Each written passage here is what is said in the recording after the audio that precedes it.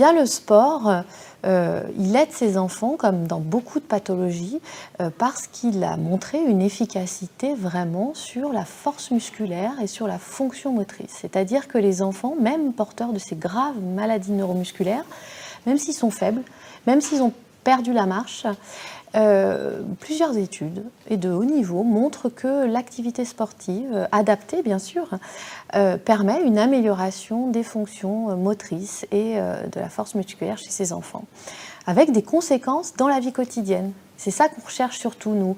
C'est-à-dire que notre vrai objectif en médecine physique et réadaptation, c'est d'améliorer la participation des enfants. La participation, c'est les conséquences de la déficience, les conséquences de l'anomalie neurologique dans le quotidien de l'enfant.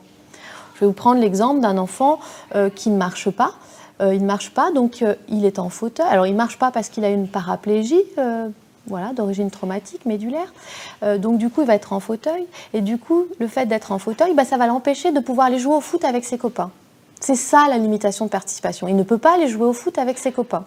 Donc nous, en MPR, qu'est-ce qu'on va faire? On va le mettre dans un fauteuil et on va lui faire du foot-fauteuil.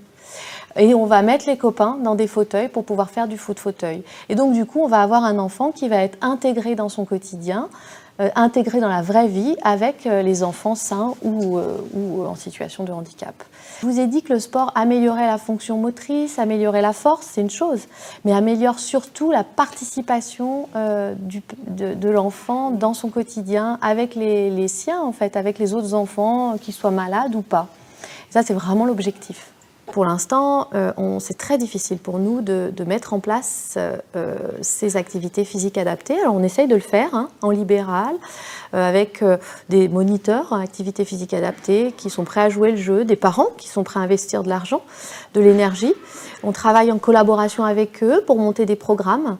Mais bien évidemment, c'est beaucoup moins efficace que de pouvoir disposer sur place d'un pavillon dédié qui nous permettrait d'implémenter de façon plus large ces activités physiques adaptées qui sont par ailleurs recommandées dans les recommandations internationales de prise en charge de ces enfants.